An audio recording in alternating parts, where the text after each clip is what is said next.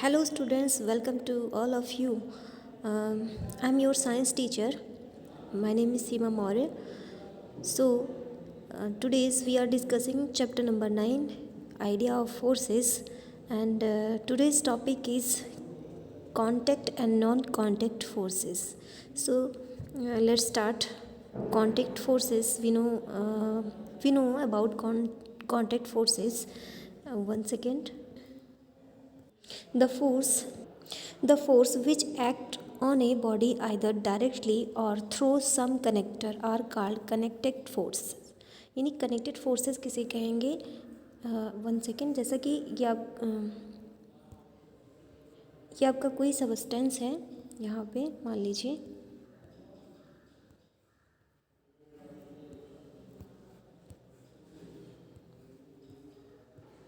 ये आपका कोई सबस्टेंस है. इसको आपको यहाँ पे पहुँचाना है, इस प्लेस पे आपको पहुँचाना है. तो आप क्या करेंगे? इसको फोर्स यहाँ पे लगाएंगे कि बाहर से, बाहरी बल के द्वारा, यानी कि बाहर से कोई बल लगाया जाए तो उसे क्या कहेंगे? Connected forces. यानी इस चीज़ को, इस सबस्टेंस को यहाँ से यहाँ तक पहुँचाने के लिए जो फोर्स लगाया गया उसे ही क्या कहेंगे? कनेक्टेड फोर्स कहेंगे. फॉर एग्जांपल बायोलॉजिकल फोर्स, जैसे किसी ह्यूमन के द्वारा इसको बल लगा करके इस स्थान से यहाँ इस प्लेस तक इसको पहुँचाया गया. मैकेनिकल फोर्स में क्या आएगा? यानी किसी मैकेनिकल सबस्टेंस से इसको उठा करके फोर्स, यानी कि किसी चीज़ को उठाने में, किसी सबस्टेंस को उठाने में क्या लगता है? फोर्स लगता है. तो इस फोर्स, इसको उठा करके इस स्थान से इस स्थान पे रख दिया जाए. ठीक है. फ्रिक्शनल फोर्सेस, यानी कि फ्रिक्शनल, आप जानते हैं घर्षण बल होता है. इसको खिसका करके, धकेल करके जैसे ये इस जगह से यहाँ पे पहुँच जाए. ठीक है. ये आपका हुआ. दस the force of pull can act through a connector which may or may not be rigid. वह फोर्स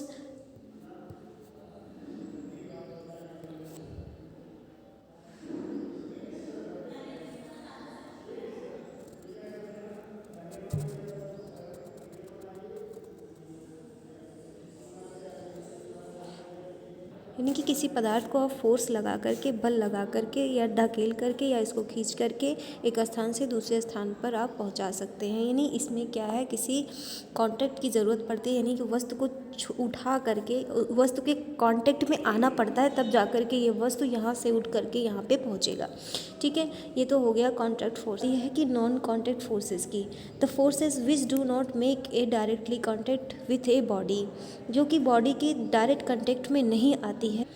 और ये क्या है? एक स्थान से दूसरी जगह पे ये ऑटोमेटिकली जो है पहुंच जाता है विदाउट एनी, कोई भी बिना फोर्स, बिना कोई बल लगाए बाहर से उसको कनेक्ट में नहीं आए. जैसे कि एक मिनट, जैसे कि ये कोई सबस्टेंस है, इसको जो है आपने कोई टच में नहीं आया, कोई फोर्स इसके टच में नहीं आया, डायरेक्ट इसको टच नहीं किया और ये खुद ही, इस पर ऐसा फोर्स लगे खुद ही यहाँ से ये इस प्लेस पे पहुँच जाए, तो ये क्या होगा? Non contact forces. For example the force of gravity on the earth which attract all bodies towards. है ना?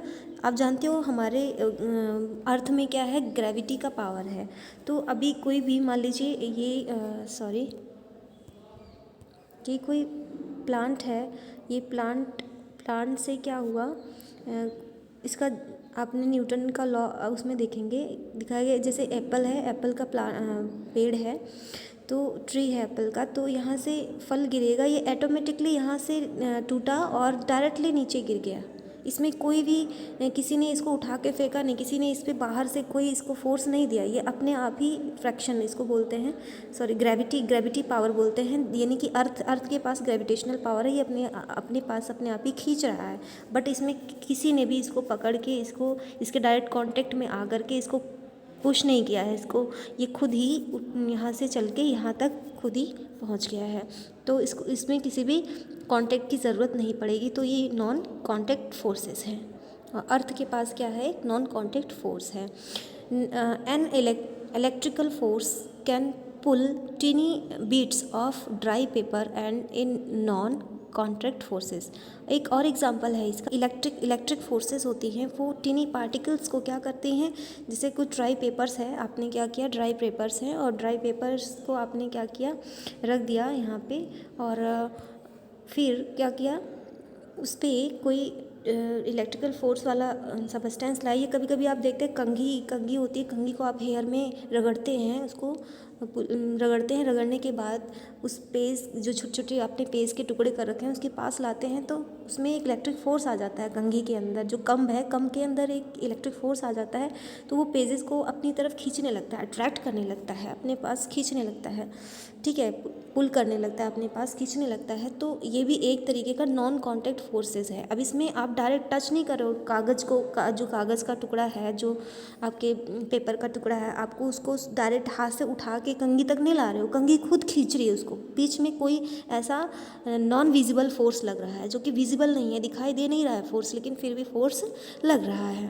Okay, you understand, I hope.